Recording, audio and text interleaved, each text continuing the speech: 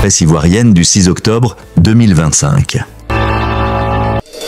À la une des journaux ivoiriens, en ce lundi 6 octobre 2025, à moins de 3 semaines de l'élection présidentielle, 2 sujets majeurs dominent la campagne électorale dans un climat de forte tension et une annonce économique percutante.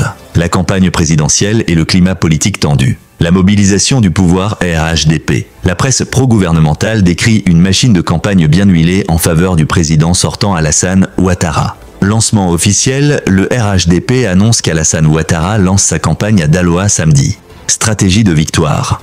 Le parti est en ordre de bataille pour une victoire dès le premier tour. Le journal Le Patriote titre même que « La machine est lancée ».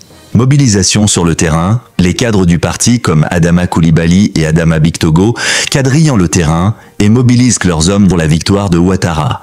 Soir en faux, la clarté. Les accusations et la mobilisation de l'opposition. Les journaux d'opposition dénoncent avec virulence un climat de répression et d'exclusion. Répression et arrestation. Le PDCI-RDA dénonce une vague d'arrestations et une stratégie de musellement de l'opposition à travers les colonnes de Le Canard déchaîné et Le Nouveau Réveil. Le parti hausse le ton et réclame la libération immédiate et sans condition de ses militants, dénonçant un harcèlement et intimidation. Contestation des institutions, l'opposition conteste le rôle de la CEI et du Conseil constitutionnel, perçus comme des instruments du pouvoir. Le Canard déchaîné et la voix originale font un devoir de mémoire en rappelant que Ouattara contestait violemment la décision du Conseil constitutionnel en 2010. Contrastant avec la situation actuelle où cette institution est présentée comme un temple de la sagesse républicaine.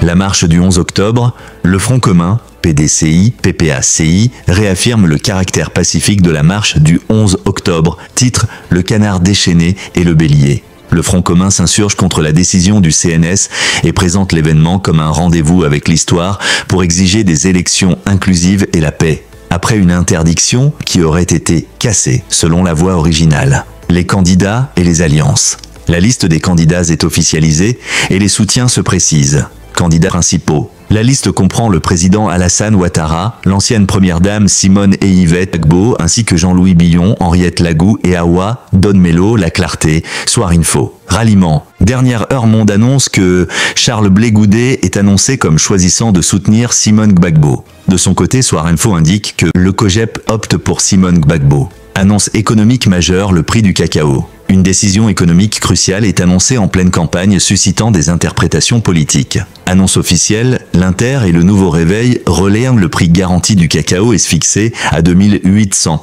francs CFA par kilogramme et celui du café à 1700 francs CFA. CFA par kilogramme pour la campagne 2025 à 2026. Interprétation politique. Le quotidien d'Abidjan interprète cette hausse comme un coup politique à l'approche des élections visant à séduire l'électorat rural. Autre sujet abordé. L'actualité est également marquée par le sport, la société et les faits divers. Sport. En football, Supersport titre que l'ASEC Mimosas déroule et reprend la première place après une victoire 4-0. Faits divers et justice. Un journal rapporte un crime odieux à Assouba. Une fillette de 13 ans violée et battue à mort. La voix originale évoque le cas d'un prisonnier politique qui meurt dans les geôles de l'État. Société l'artiste Kajim dénonce les inégalités, le peuple meurt de faim, les dirigeants s'enrichissent.